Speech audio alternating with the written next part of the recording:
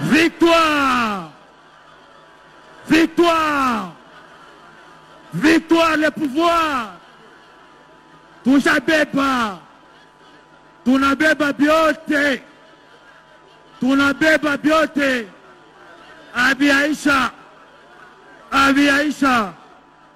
Tuko naendelea! Tuko naendelea Abi Aisha!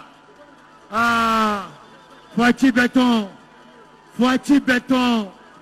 Biko naendelea! Biko naendelea! Usilengame! Angalia kumbingu paka!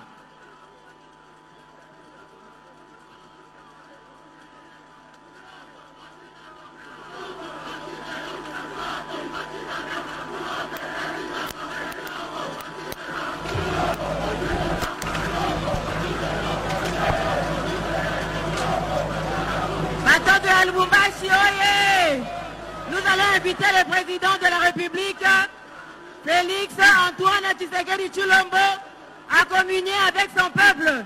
Monsieur le Président.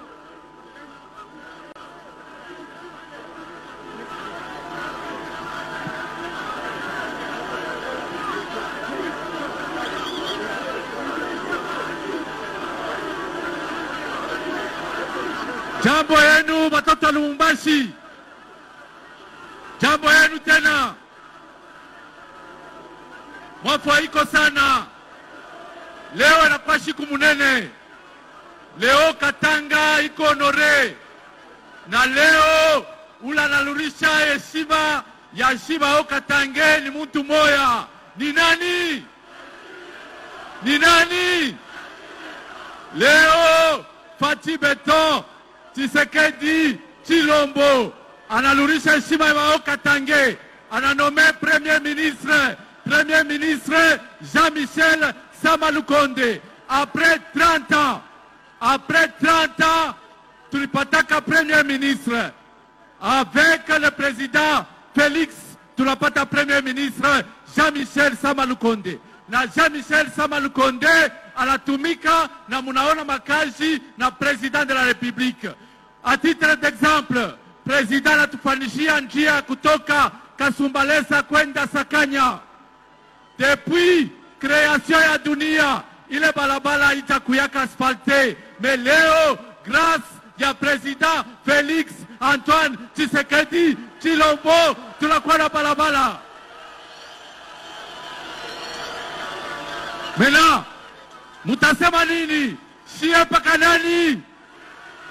Shie paka Tshilombo? Tuimbe? Munaenda mwimbo?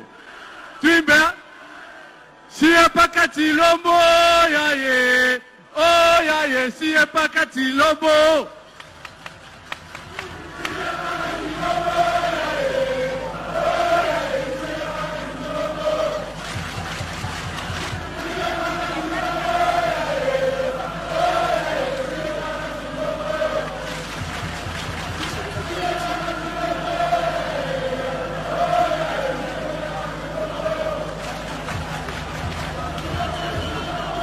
Aksanti, leo ni siku ya kuonesha kusema shie batoto ya Katanga tunamporte Félix Antoine Tshisekedi kandida wetu numero 20. Haiko paka mimi mwenyewe na mweye na Premier ministre wetu Jean-Michel Samalukonde, na yeye anasoutenir Félix Antoine Tshisekedi Tshilombo. Mitamwita Premier ministre na yeye kwa introduire chef de l'État, président de la République, Félix Tshisekedi.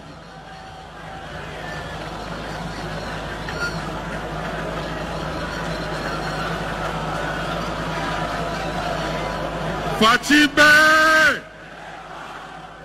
Fatibe! Fatibe! Fatibe! Béton! Béton! Béton! Moellon! Bic rouge!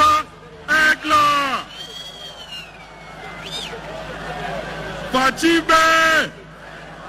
Fatibe! Fatibe! Fatibe! Béton! Béton! Béton! Moellon! Bic rouge!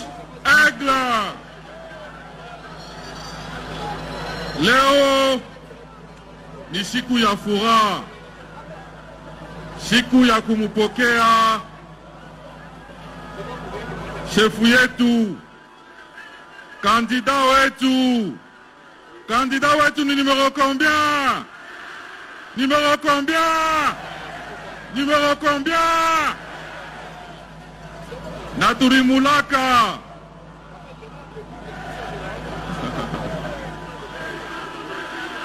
Turimulaka.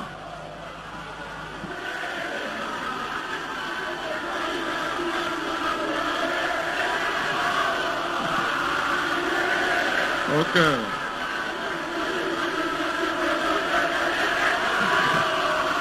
Fatibé! Fatibé!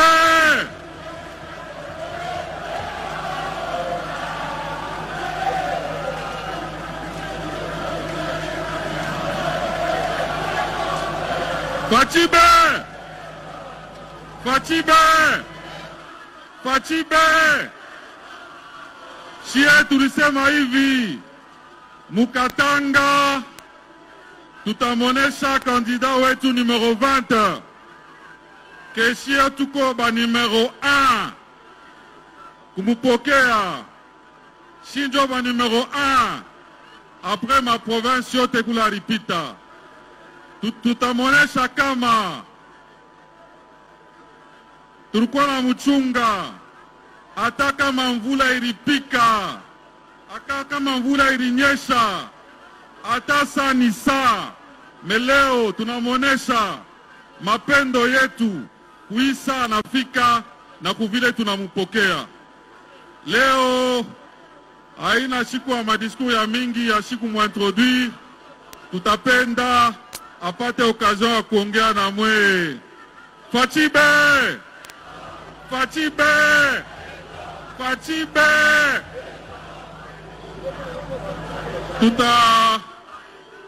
Tutaimba tena ile mwimbo ile tulikuwa naimba ile saa tulianza na gouverneur. Shie paka Chilombo aye aye, shie paka Chilombo. Shie paka Chilombo aye aye, shie paka Chilombo.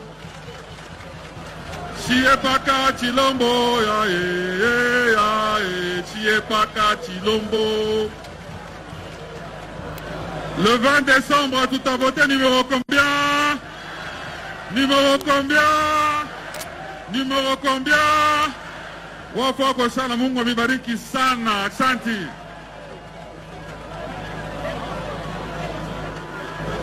Excellence, Monsieur le Président de la République, candidat à votre propre réélection, notre candidat, vous avez devant vous la population du Katanga, la population de Lubumbashi, celle qui a fait son choix en toute démocratie.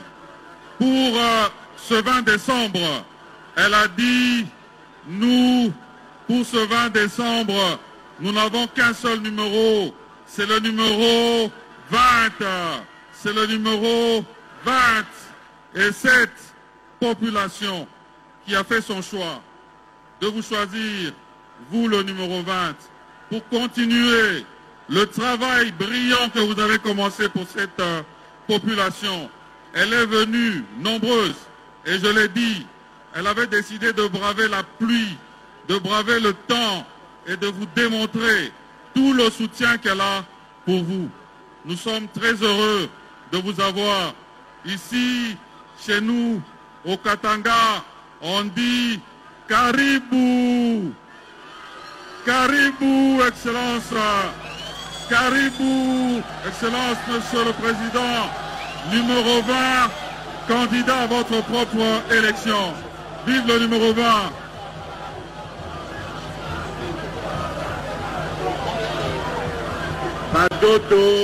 Batoto ya Lubumbashi, amjambo.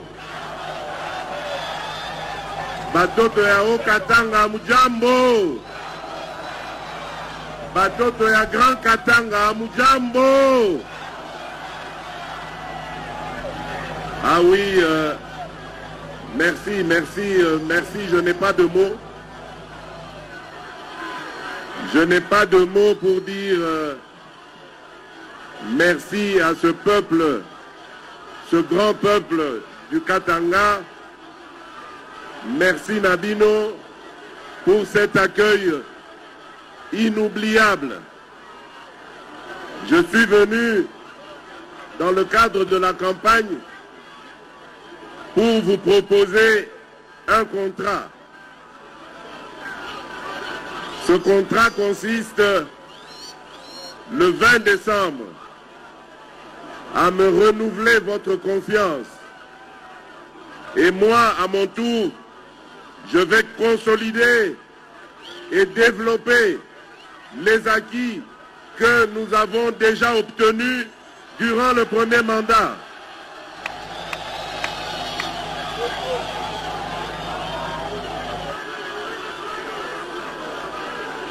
Je rappelle que lors du premier mandat, nous avons développé une politique qui était destinée à relever la dignité, la fierté et le sens de l'honneur du Congolais. Nous avons redonné aux Congolais la fierté de pouvoir accéder à l'éducation de base de manière gratuite. C'était ce que nous avons appelé la gratuité de l'éducation. Nous avons aussi permis aux Congolais de n'importe quelle condition sociale de pouvoir, aux Congolaises de n'importe quelle condition sociale, de pouvoir accoucher librement et sans devoir payer quoi que ce soit. Tout cela, nous l'avons fait parce que nous aimons le Congo, nous aimons les Congolais. Nous avons lancé la politique de 145 territoires, celle qui consiste à développer notre pays à partir de la base. Et cette politique, c'est la clé du développement de la République démocratique du Congo. Grâce à cette politique, nous allons créer beaucoup d'emplois parce que nous savons que ça, c'est l'un des grands soucis de notre population, surtout les jeunes. Ils ont besoin d'emplois et grâce au programme de 145 territoires, nous allons pouvoir créer des millions d'emplois. Je tiens à vous dire que lorsque vous allez me renouveler votre confiance, le 20 décembre de cette année, lorsque vous me renouvelerez votre confiance, je vais m'activer à continuer ce que nous avons commencé avec les jeunes, à continuer à construire des universités nouvelles, à continuer à garantir l'éducation à tous les jeunes, de quelque conditions sociales qu'ils soient. Je m'engage à créer des emplois pour ceux qui ont terminé leurs études, leur formation. Ils vont pouvoir, grâce aux politiques que nous avons mises en place, grâce aux institutions telles que l'ANADEC, telles que le FOGEC,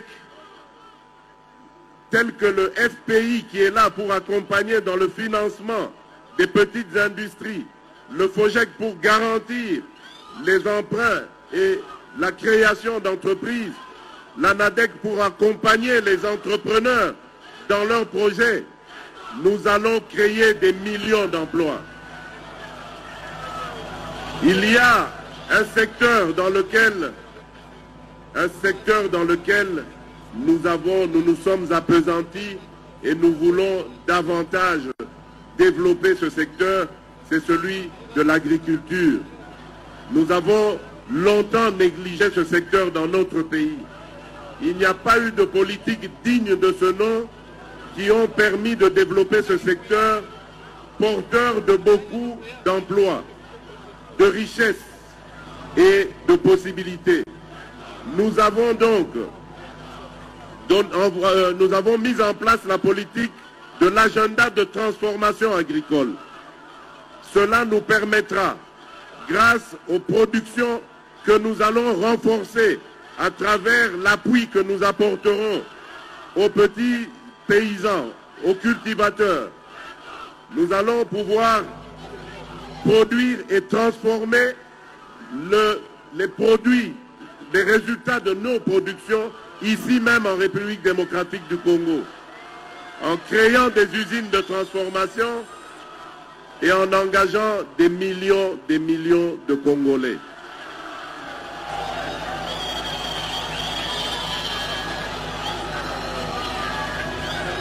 Bana mboka Congo, bana mboka Lubumbashi. Nalingi naloba na bino boye.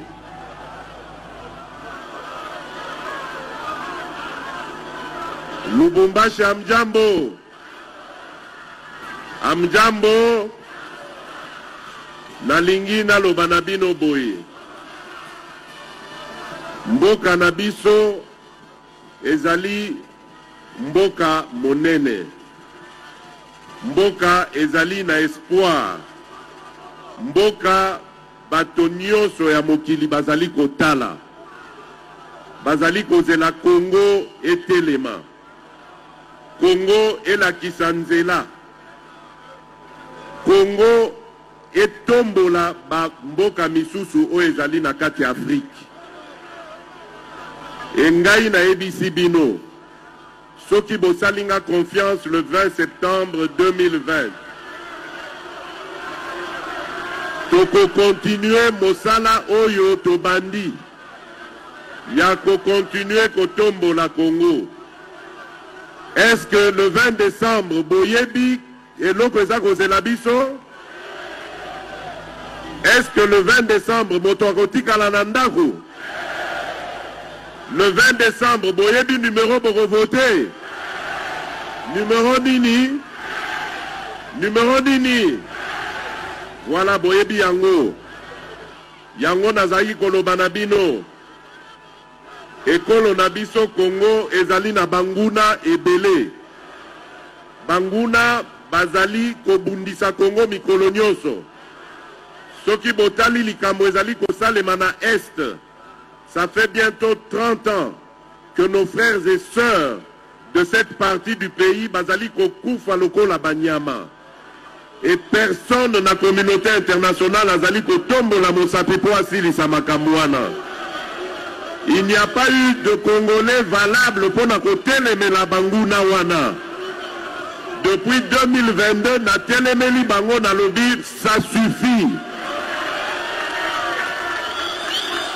Plus jamais ça na Congo. Na lobi na banguna ya Congo. À partir ya leader na bango.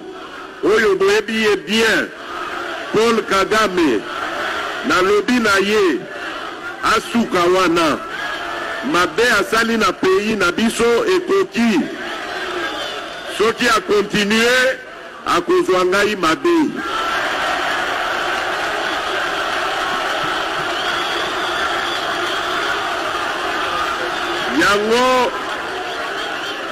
Yango nalobi na bino bana Congo bosunga ngai parce que sans votre appui, sans votre soutien, tokolonga bitumba wana te. Bitumba ezali makasi. Mais monguna abangaka eloko moko tango peuple congolais etelemaka likolo. Soki totelemi bakokoka eloko moko te.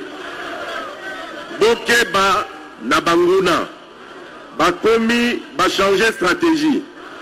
Liboso bazalaki ko attaquer biso via la rébellion, le col a na lelo na M23, mais le col a meli pema, bayebi que tozali na ba élection, bazui ba candidat na bango sikoyo.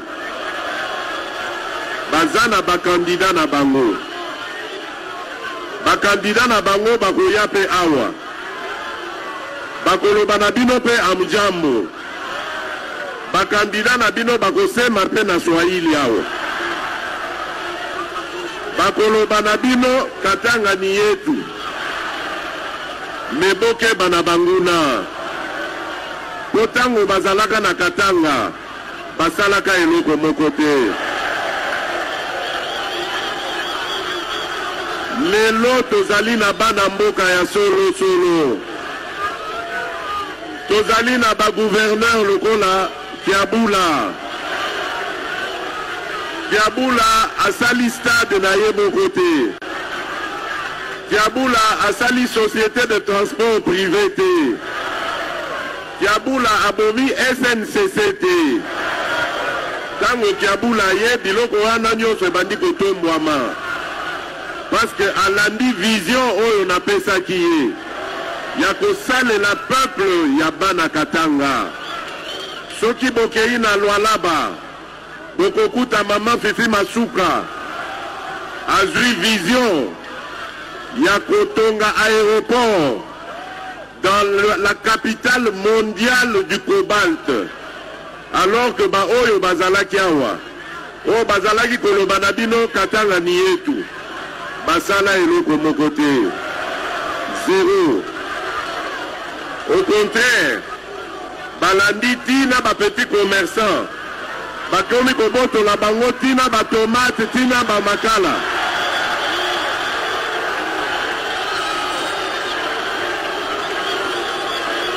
Nyanya. Nyanya. Bana Katanga oye. Bana o Katanga oye. Bana Lubumbashi oye. Oui, bana mboka. Bosala keba. Bosala keba po munguna alatisi. Alati poso ya meme. Me azali kaka munguna. Bomoni babandi kobete la bango maboko na bato ya M23. Bazako senga peuple congolais a voté bango. Bosala keba.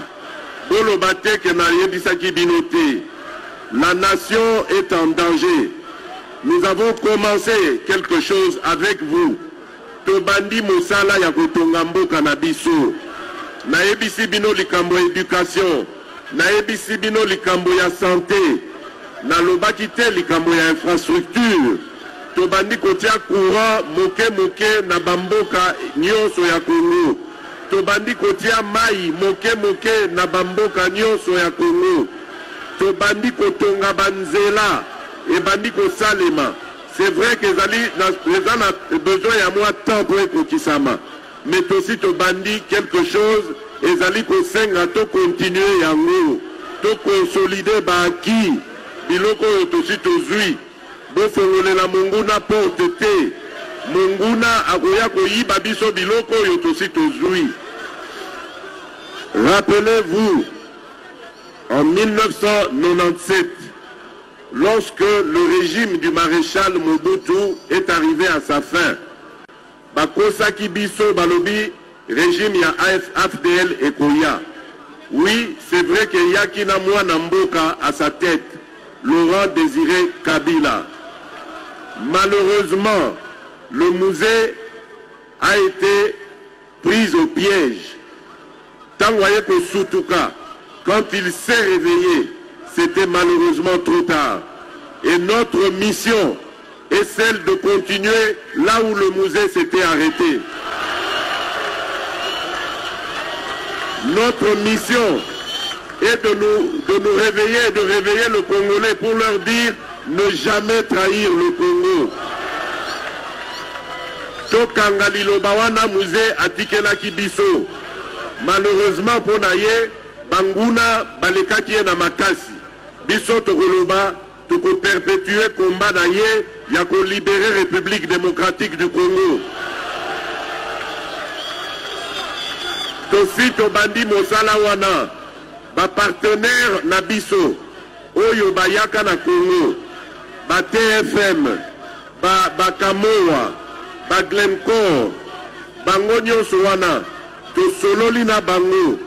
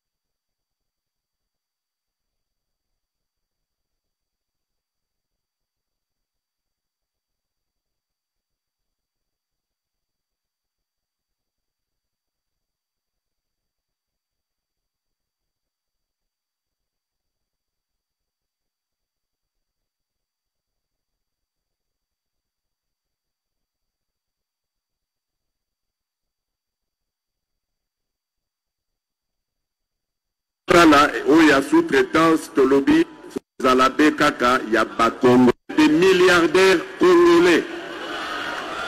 Mosala Wana et ses bandits, et je compte sur vous pour que vous dénoncez l'entreprise Nyonso, Oyo, et Yeko investir en Congo, mais il n'y a pas de Mosala, n'a pas Congolais. Bayebi Yango, tout to solo la Yango, DG oya RSP aza na mission wana ya kobongisa dossier wana. Voilà banamboka makambo o na ngaki na loba na bino. Bosala ngai confiance le 20 décembre ngai na kosepelisa bino après cela. Toko continuer mosala o tobandi na bino. Je voudrais terminer peut-être mon propos en disant ceci. J'ai été heureux. Yakosala Mosala na batoto ya Grand Katanga. Na Sali Mosala Oyo et Monani parce que Nazalaki na mwana mboka Premier ministre Jean-Michel Sama Lukonde. Nalingi bobetela ye maboko makasi. Azali mwana Katanga oyo Katanga il faut sepela na ye. Mwana Katanga oyo Katanga il faut yokela. Tango azali koloba na bino bosala ye confiance, bosala ngai confiance, bondimela ye. Parce que tout sali na ye mbula mibale na ndambo, je peux vous dire que j'ai eu une satisfaction totale. Mosala to bandi na ye ezali mosala monene. Et j'ai compté sur un collaborateur qui a été loyal, sincère et fidèle. Ba Congolais tel que Nazali Koluka tozala ndengwana ebele. Nasali na ba ministre ya Katanga. Et je vais vous dire que je peux vous promettre que le prochain mandat continue toujours collaboration wana. Bana Katanga botindela ngai les meilleurs d'entre vous to continuer kotonga mboka na biso. Voilà, Nakosili, ça peut être en appelant les enfants du Katanga. Pardon? Oui, Eboya. Nalingina lo baboye. Nye. Nalingina lo baboye bana Katanga. Nayoka kapasi mingi tao nayoka ka makambo ya tribalisme awa na Katanga. Le peuple congolais est un même peuple. Et le Congolais, le citoyen congolais, a le droit de vivre partout en République démocratique du Congo. Il n'y a aucun Congolais qui est plus propriétaire de terres congolaises que d'autres Congolais. Je ne veux plus entendre Makamboya, ma querelle tribale. Ça n'a pas de sens. Nous sommes un même peuple qui appartient à une seule mère, la République démocratique du Congo. Bolanda Maloba Oyo ba discours ya NT. Bolanda ba discours ya séparatisme T. Le séparatisme n'a jamais eu de succès. Bakoko Sabino Lelo et le lendemain Bakoko Kako supporter ba conséquence T. Et ce sont toujours les mêmes. Oyo bazako ya koye bisabino ke balingi bino, oyo bazako lobana bino ke katanga ni yetu, bango wanande bakoki mabino lobi tango beba. Ils ne sauront pas assumer les conséquences. Vous avez intérêt, peuple du Katanga, à vivre en symbiose avec tous les autres peuples de la République démocratique du Congo. Parce que ce sont vos frères et sœurs. Botika, ba déviation wana ezali natina mokote. Le Congolais, comme le dit la Constitution, est partout chez lui en République démocratique du Congo. Et je ne tolérerai jamais qu'un Congolais discrimine un autre Congolais. Ça, ce sera la limite à ne pas franchir. Celui qui osera faire cela, il me trouvera sur son passage.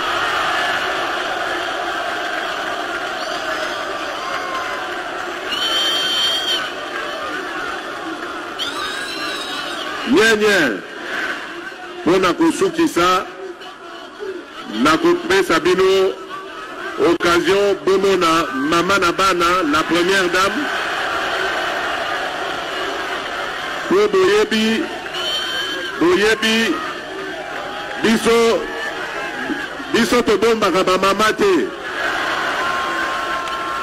pour la Kisarabamama, pour tozali ba champion ya cause ya ba mama tobomba ka mama te mama ye wana boye ba ye apesa bino mbote bo pesa mbote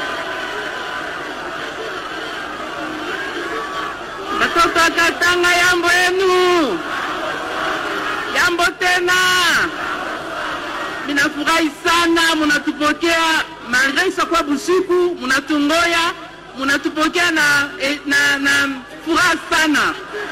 Aksanti sana, tutapata bile baba wa taifa nasema le 20 numéro. Aksanti.